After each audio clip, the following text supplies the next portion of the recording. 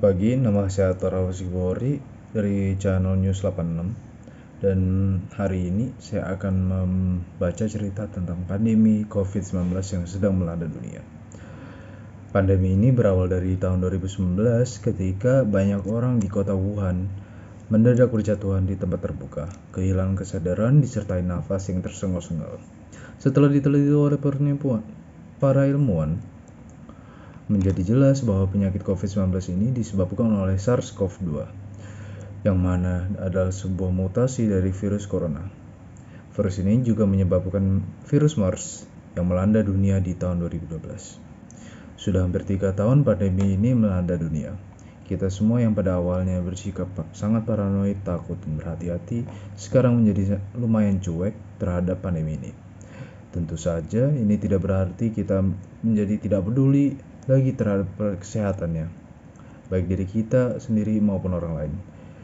Kita hanya sudah menjadi terbiasa dengan segala peraturan yang kesehatan yang baru. Walaupun begitu, entah mengapa virus COVID-19 ini bukannya berkurang, justru semakin banyak. Mereka selalu saja bermutasi dan memunculkan berbagai varian baru. Sebut saja varian Alpha yang muncul di Britain September 2020. Beta yang muncul di Afrika 2020 Mei, Gamma yang muncul di Brazil November 2020, dan Delta muncul di India Oktober 2020. Dan yang paling baru ini, yang Omicron, muncul di Afrika Selatan pada November 2021. Hal ini seolah menyiratkan bahwa pandemi ini tidak akan berakhir, seolah-olah dipaksa untuk hidup berdampingan dengan penyakit ini dengan new normal. Hidup berdampingan dengan wabah penyakit ini bukanlah hal yang aneh. Malaria yang dahulu juga pernah menjadi sebuah pandemi dan menjadi salah satu penyebab kehancuran kekaisaran Romawi, sampai sekarang masih endemis di berbagai wilayah dunia, termasuk Indonesia. Maka, hal serupa pun seharusnya tidak menjadi masalah COVID-19. Virus ini, SARS-CoV-2, kemungkinan besar akan terus ada berevolusi sampai akhir zaman. Hidup berdampingan virus ini mungkin terdengar menyeramkan, namun kenyataannya tidak begitu. Hal yang perlu kita lakukan hanyalah mengubah cara hidup kita dengan menggabungkan new normal ini, menyesuaikan hal-hal yang boleh dan tidak boleh dilakukan untuk mengurangi resiko untuk penyebaran virus ini, menciptakan kekebalan alami tubuh kita dalam melawan COVID-19. Hal pertama yang kita harus lakukan untuk menjadikan hal ini kenyataan adalah melakukan vaksinasi. Tentu saja vaksinasi massal perlu dilakukan untuk pertama menciptakan kekebalan alami tubuh. Sayangnya banyak sekali orang yang menolak untuk divaksin dengan berbagai alasan, sebut saja takut disuntik, berita palsu, konspirasi, bahwa ya banyaklah konspirasi, dan masih banyak lainnya. Selain itu, banyak juga orang yang tidak bisa disuntik karena memang memiliki kondisi yang sakit seperti jantung yang lemah, lansia gitu-gitu. Penyakit yang berpotensi membahayakan ini mereka pas disuntik. Sepertinya rencana hidup berdampingan dengan virus COVID-19 akan sulit direalisasikan dalam waktu dekat. Demi menanggulangi penyebaran dan penularan COVID-19, maka terciptalah berbagai macam aturan kesehatan yang baru agar benar-benar mengubah cara hidup kita semua. Sebut saja aturan wajib memakai masker, tidak boleh berkerumun, wajib mencuci tangan selama 20 detik, tidak boleh bersalaman atau berjabat tangan, dan masih banyak lainnya. Hal-hal tersebut hampir tidak pernah kita lakukan sebelum pandemi, kecuali bagi orang-orang yang sakit. Itu aja jarang. Contohnya, dulu kita bebas pergi kemana-mana sejak berkerumun maupun tidak diwajibkan memakai masker kecuali orang sakit, tidak perlu mencuci tangan kecuali orang tangan kita kotor, dan sebagainya lainnya. Sekarang jika tidak melakukan aturan-aturan itu saja, kita bisa dikenakan denda yang tidak kecil tentunya.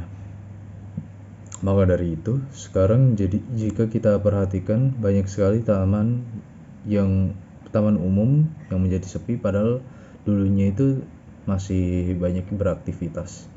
Hal yang sama juga berlaku di pasar yang menjual sayur keliling yang dagangnya sepi karena orang-orang tidak mau mengambil resiko mendapatkan virus atau terkena denda. Tempat makan pun tidak bebas dari aturan yang ada. Kita diwajibkan memakai masker di selama tempat makan yang boleh dilepas ketika makan. Tempat duduk yang harus diberi juga dikasih jarak. Kita juga disarankan menggunakan peralatan makanan sendiri. Bahkan ada aturan yang membatasi waktu orang makan selama 30 menit. Untungnya peraturan itu udah tidak ada. Yang sudah dihitung ketika baru duduk sampai selesai makan. Pemandangan serupa pun juga kita bisa ditemui di tempat kerja. Dulu semua karyawan diwajibkan datang ke tempat kerja, sekarang hanya sedikit sekali yang boleh datang, yaitu sebanyak 25-50% kapasitas ruangan. Bukan dari keseluruhan jumlah pekerja yang ada. Sudah begitu, mereka masih diwajibkan memakai masker baik itu di dalam atau di luar ruangan. Melakukan uji swab, mau datang ke tempat kerja, harus divaksin, dan lain sebagainya. Namun hal ini bukan berarti hanya merugikan ke semua orang saja. Justru sebaliknya, ada banyak keuntungan yang bisa didapat dan tidak bisa didapat dalam kondisi biasa.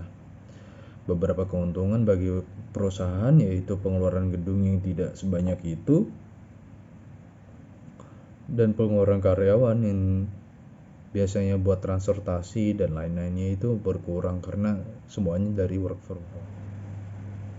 Begitu pula di dunia pendidikan. Segala kegiatan ajar mengajar dilakukan dari rumah secara daring. Ini termasuk pengambilan rapor, salinan lunak ijazah, kelulusan, serta pelaksanaan wisuda yang dilaksanakan melalui layanan pertemuan secara daring seperti Zoom dan Google Meet. Berbeda dengan di dunia pekerjaan, bagi dunia pendidikan ini justru hal kekurangannya lebih banyak. Contohnya, siswa dan siswi menjadi kurang mengenal satu sama lain, anak-anak menjadi sulit bertemanan karena ada kendala, dan juga anak-anak lebih sulit memahami materi karena daring ini. Walaupun begitu, tidak sedikit instansi pendidikan yang bersikukuh untuk melakukan kegiatan pendidikan secara bertemu langsung atau tatap muka. Walau diizinkan, orang yang boleh ada di ruangan dibatasi dengan 50% kapasitas ruangan. Siswa-siswi, guru, dan staf diwajibkan melakukan masker dan harus divaksin untuk diizinkan ke sekolah. Walaupun semua aturan yang di saat ini benar-benar menyulitkan bagi kehidupan kita sehari-hari, itu bertujuan demi kebaikan kita semua, yaitu mengurangi penyebaran penyakit atau yang orang medis sebutkan dengan klaster.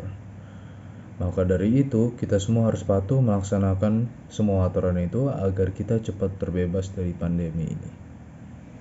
Itu semua dari saya. Assalamualaikum warahmatullahi wabarakatuh. Good morning and welcome to 86 News. My name is Alar Roski and I'll be your host on today's news. On the first topic, we have the booster shots. At least 11.32 million Indonesians have received the third booster shots of COVID-19 vaccine. As of Thursday, the COVID-19 Handling Task Force reported. According to the data provided by the task force, the number of the people receiving the booster dose rose by 1 million on Thursday, taking the total number of booster dose recipients to 11,320,000. Meanwhile, the number of the second dose recipients increased by 1,069,000 to 146,204,000 as per data. First dose coverage expanded by 132,000 to 191 million. The Indonesian government is targeting to inoculate 208 million of its citizens as part of the efforts to achieve community or herd immunity. The government has continued to accelerate vaccinations in several regions to meet the target.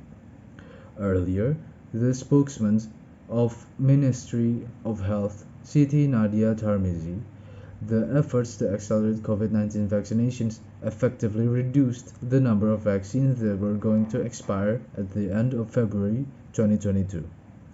Since we identified that there were around 8 million vaccine doses that were about to expire, we made to accelerate vaccinations by cooperating with the Indonesian military and the national police through the Serbuan vaccination activity, she informed.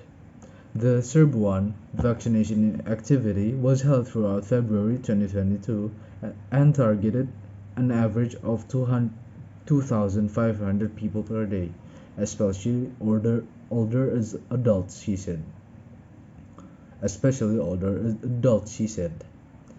In addition, the Ministry of Health reduced the vaccine interval between the second and the booster doses from 6 months to 3 months via circular number on adjustment for the implementation of COVID-19 booster vaccinations for the general public issued on February 25, 2022. The Indonesian government launched a nationwide vaccination program on January 13, 2021 as part of the efforts to boost community immunity against COVID-19. President Joko Widodo was the first vaccine recipient under the program. The government commenced booster vaccination for the general public on January 1st, 2022. That's all for me.